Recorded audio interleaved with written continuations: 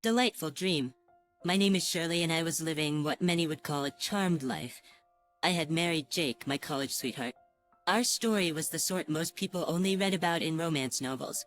We were deeply in love, our lives orbiting around each other in a harmonious dance of affection and shared dreams. Our wedding day was, as cliché as it might sound, the happiest day of my life.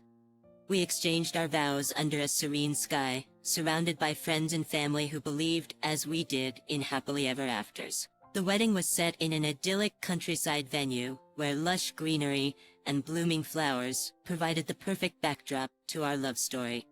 Even the sun seemed to shine a bit brighter, as if blessing our union. Jake looked at me, as if I were the only person in the world. "You look amazing, Cheryl. Are you ready to be Mrs. Johnson?" I grinned back, my heart swelling with emotion. "I've been ready since the day I met you, Jake." Our honeymoon was a dreamy blur, an extended period of bliss that further solidified our bond. I never thought life could be this perfect. After we returned, reality gradually settled in, but it was a sweet reality. Both of us were busy building our careers, Jake in software engineering and me in marketing. But we made it a point to never let our jobs overshadow our relationship. Every evening after work, we'd cook dinner together, and every weekend was an opportunity for a new adventure. "Cheryl, let's try that new Thai place downtown this weekend. You up for it?"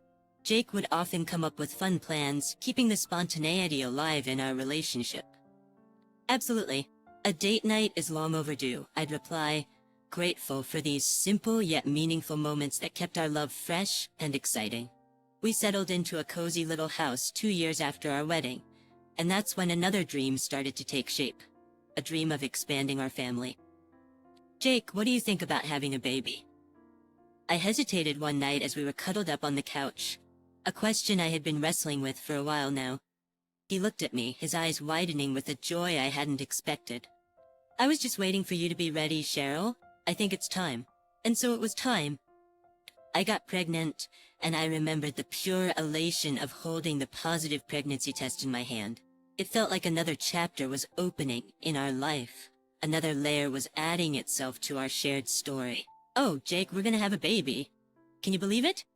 I could hardly contain my excitement as I showed him the stick. His face lit up, and he picked me up in his arms and spun me around in pure elation. "I love you, Cheryl. We're gonna be the best parents ever." I thought we were.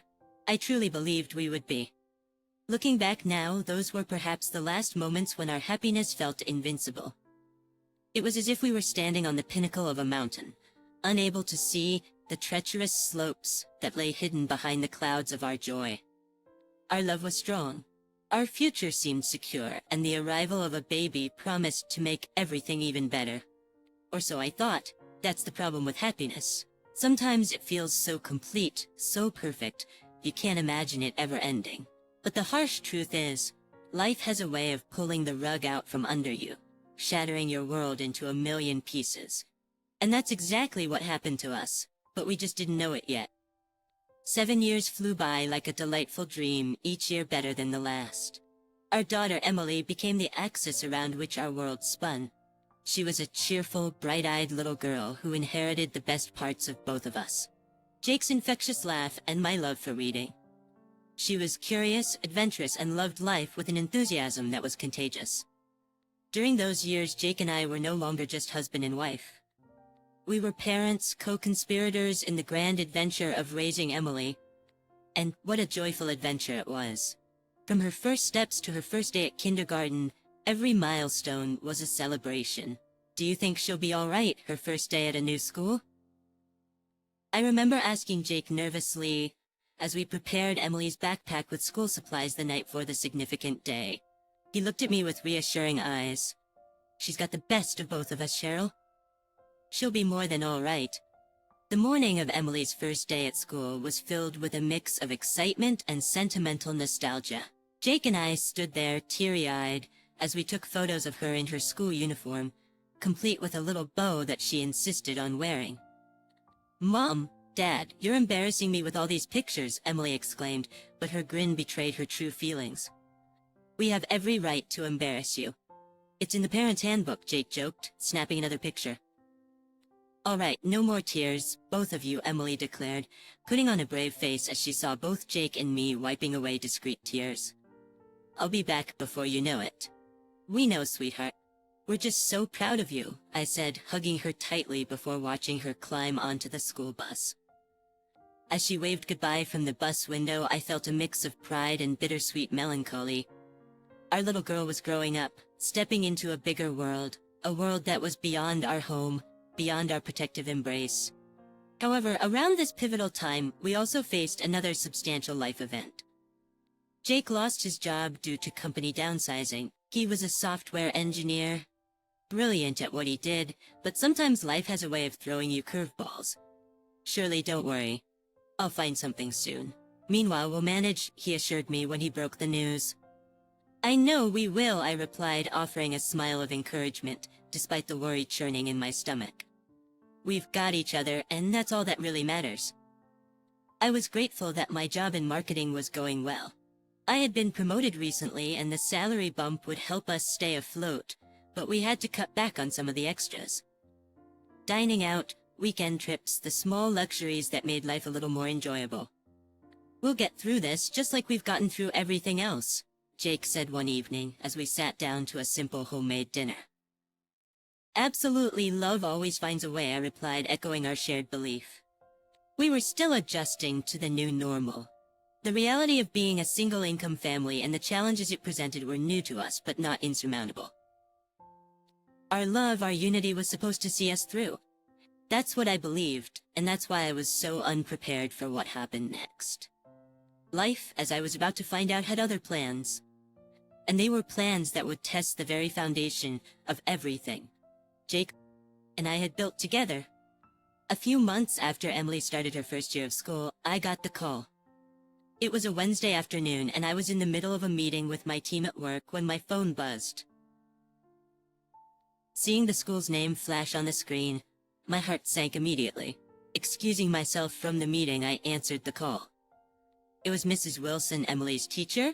Surely Emily is not feeling well. She's quite pale and complaining of a severe headache.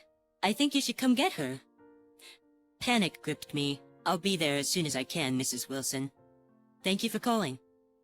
I hastily grabbed my bag, informing my colleagues that there was a family emergency. Rushing out of the office, I called Jake. He had the car and could get to the school faster than I could. Jake, Emily is not feeling well. Can you pick her up from school right away? The words tumbled out of my mouth in a rushed jumble. I'm at a bar with my friends right now. I don't have time. Go there yourself, he responded, his voice tinged with irritation, before abruptly hanging up. His words felt like a slap across my face. I stood there for a moment, stunned and disbelieving. Shaking off the shock, I knew I had to move quickly. Emily needed me. Wearing heels and a formal office outfit, I started running the 5 blocks to the school. Each step felt like an eternity. Each second stretched impossibly long as a flurry of worst-case scenarios flashed through my mind. Breathless and sweating, I finally reached the school just as an ambulance was pulling up to the entrance. My heart plummeted to my stomach as paramedics rushed into the building, my worst fears materializing right before my eyes. I ran inside where Mrs. Wilson was waiting. Her face was a mask of concern and regret. I'm so sorry, Shirley. We called the ambulance when she fainted and started convulsing. Convulsing?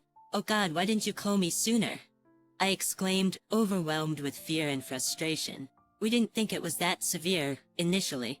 She just seemed a bit odd, and ended so quickly. Her voice was tinged with guilt. The paramedics wheeled Emily out on a stretcher, her small face as pale as a ghost, her eyes closed. My legs felt weak, but I forced myself to follow as they loaded her into the ambulance. I sat in the ambulance, holding Emily's limp hand, praying that she would wake up and this nightmare would end. But deep inside, a horrible realization was creeping in. Something had gone terribly wrong. Something that should have been avoidable. As we sped to the hospital, all I could think about was Jake's dismissive response, his inexplicable absence in our moment of need. Anger mixed with my fear, but there was no time to dwell on it now. Emily needed me to be strong, and so summoning every ounce of strength I had left, I prepared myself for what was to come. Yet nothing, absolutely nothing, could have prepared me for the devastation that awaited me. Jake had said that love always finds a way, but as the ambulance siren wailed, cutting through the air like a mournful cry, I couldn't help but wonder, what happens when love isn't enough? What happens when life deals you a hand so cruel that it shatters everything you've ever believed in?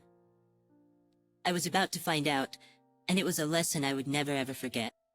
The fluorescent lights of the hospital were harsh and glaring, casting an unsettling glow on everything. As I rushed into the emergency room, following the gurney where Emily lay, a feeling of surreal detachment overcame me.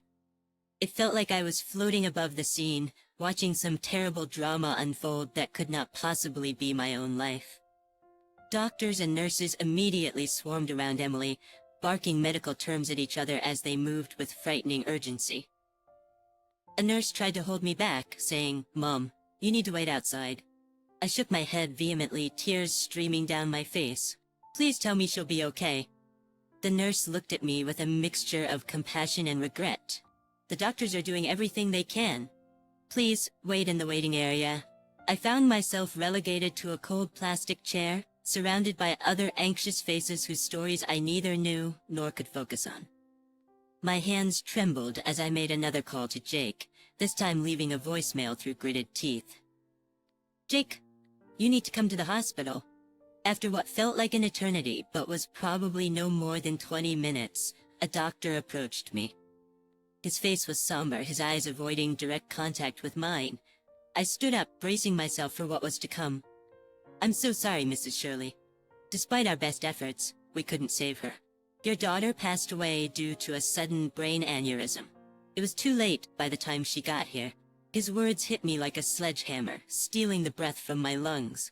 I felt my knees weaken and had to grip the back of the chair to keep from collapsing. No, this can't be happening. "Are you sure? Please check again." The doctor sighed deeply, his eyes finally meeting mine, filled with a sadness that mirrored my own. "I'm really sorry. There's nothing more we could have done." The room spun around me as I let out a wail, a guttural sound of pure indescribable agony. Nurses rushed over, leading me to a more private area where I could grieve away from the prying eyes of strangers. Hours later, Jake burst into the room, disheveled and reeking of alcohol. "Where's Emily? What happened?" "In heaven," I replied, my voice devoid of any emotion, a stark contrast to the turmoil raging within me. "What? Stop joking, Shirley. This isn't funny," he yelled, visibly agitated. I silently handed him the death certificate. His eyes scanned the document, widening in disbelief and horror. "No, this can't be." "But it is," I interrupted, my voice tinged with anger and bitterness I had never felt before. "And where were you?" "At a bar?" He fell to his knees, covering his face with his hands as his body shook with sobs. "It's all my fault. I shouldn't have gone. I should have been there." I looked at him. This man who had been my partner, my love, my life, and felt an insurmountable gulf open between us. "Yes, Jake, you should have. We both should have, but you weren't, and now she's gone." It was a cruel, unbearable reality, one that shattered the illusion of our perfect life. In that moment, the foundation of our love, our family, our very existence crumbled into dust. We were two broken souls, haunted by the unbearable weight of what-ifs and could-have-beens. And so, as I sat there staring at the ruins of our life, a chilling thought crossed my mind. Some things are so broken they can't be fixed, not even by love. And it was in that dark epiphany that the seeds of our undoing were sown. In the following months, the silence between Jake and I grew louder than any words we could have exchanged. We were still living under the same roof, but the walls of our home seemed to close in on us like a suffocating tomb. Every room was a graveyard of memories. Emily's laughter still echoed in the hallways, her drawings remained on the refrigerator, and her empty bedroom was a sanctuary neither of us could enter without breaking down. Jake's drinking escalated. He would disappear for days, ignoring my calls and texts. And when he did come home, he was a shadow of the man I once knew, consumed by guilt and alcohol-fueled anger. One evening, Jake staggered in, drunk and volatile, still looking at those pictures. "Why don't you just throw them away?" He slurred, his words tinged with bitterness. "They're useless now." "They're all we have left of her," I replied, my eyes welling up with tears. We can't just erase her from our lives. We've already lost her. What's the point? He raised his voice, knocking a vase off the table, shattering it into pieces. It felt like a metaphor for our lives, once whole, now irreparably broken. That's enough, Jake. You're spiraling and pulling me down with you. We can't keep doing this, I finally said, looking him directly in the eyes. And what do you suggest we do? Huh? Pretend like everything is fine. Is that what you're doing? Moving on? He was almost yelling now, his face red and contorted in rage and anguish. No, I'm drowning just like you, but I'm trying to survive. For Emily, for myself, even for you, but I can't keep both of us afloat, I snapped back, my own temper flaring up. He sank into a chair, his head in his hands, the fight draining out of him as quickly as it had ignited. I can't live like this, Shirley. I can't live with the guilt. I know, I whispered, my anger giving way to a bone-deep sadness. I can't either. It was a sobering admission, one that had been a long time coming. We were two wounded animals, licking our separate wounds, incapable of offering comfort to the other. The enormity of our loss, our guilt, and our failure had driven an insurmountable wedge between us. A week later, we sat in a sterile lawyer's office, signing the papers that would formally end our marriage. As I scribbled my name on the dotted line, it struck me how easily a partnership of years could be dissolved. A few signatures, and it was like we never existed. Jake looked at me, his eyes searching for something. Forgiveness. Understanding. A flicker of the love that had once been the cornerstone of our lives. But all I could offer was a sad smile and a quiet goodbye. And just like that, it was over. Our marriage, our family, our future, dissolved in a sea of ink and tears. I moved out the following week, my belongings packed into nondescript boxes, each item a relic of a past life I could no longer claim. Jake stayed in the house, a crumbling monument to his guilt and sorrow. We were both lost, set adrift by a tragedy neither of us could have foreseen or prevented. And though we once vowed to navigate the stormy seas of life together, we found ourselves shipwrecked, clinging to the debris of our shattered dreams, unable to save even ourselves. As I drove away, I couldn't help but glance in the rearview mirror at the shrinking silhouette of the home we'd built, now a hollow shell, devoid of life or love. And as it disappeared from view, I realized that sometimes, no matter how much you love someone, there are burdens too heavy to carry, wounds too deep to heal, and tragedies too immense to overcome. We had loved and lost, but it was the losing that had undone us. Love, it turns out, was not our savior but our casualty. Another victim in a senseless tragedy that left no winners, only survivors. And as I drove further and further away, I wondered if survival was a victory or just another form of defeat. It was a cold, crisp morning when I found myself standing outside my new apartment, a two-bedroom place in a different part of town. The moving van had just left and I was surrounded by boxes, each one a capsule of a previous life that felt both intimately familiar and distant.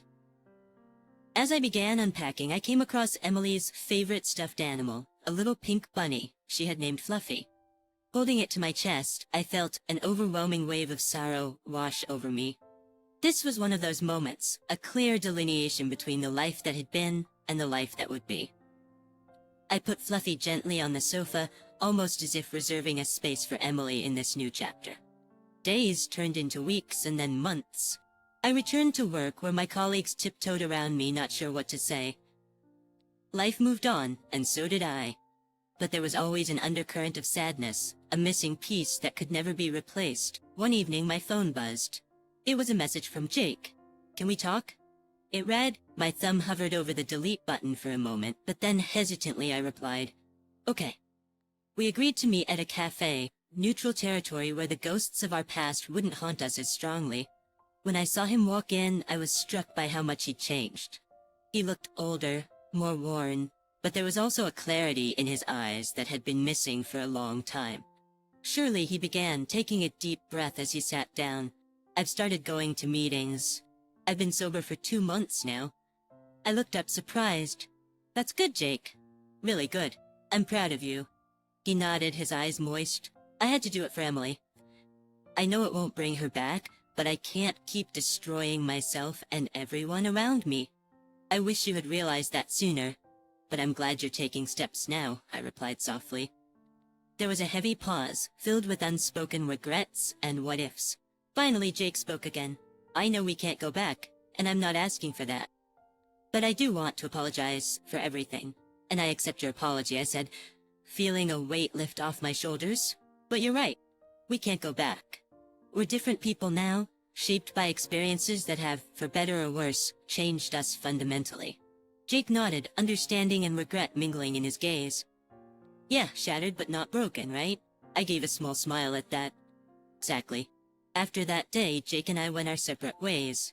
We remained distant, but friendly. Two people bound together by a shared history but traveling down different roads. I heard from mutual friends that he continued attending AA meetings and even started volunteering at a local charity. As for me, I threw myself into my work and spent time rebuilding relationships with family and friends. Life was far from perfect. There were nights when the pain was unbearable, moments when I questioned the very point of going on. But during those dark times, I found solace in the belief that even shattered glass can catch the light in a million different ways, creating something new and beautiful from the ruins. In some strange way, my tragedy had given me an unexpected gift, a perspective on what truly mattered. It had stripped away the superficial worries that had once consumed me, laying bare the core of who I was and who I wanted to be. As time went on, I took up painting as a form of therapy, capturing landscapes filled with light and shadows. Each stroke was a testament to the complexities of life. Emily became my muse, her memory infusing each artwork with a poignancy that often left me drained, but somehow lighter. In one of these paintings I depicted a sunrise, the sky bursting with hues of orange and gold, breaking through a cover of dark brooding clouds. It was a visceral representation of my life, marred by tragedy but also filled with moments of breathtaking beauty.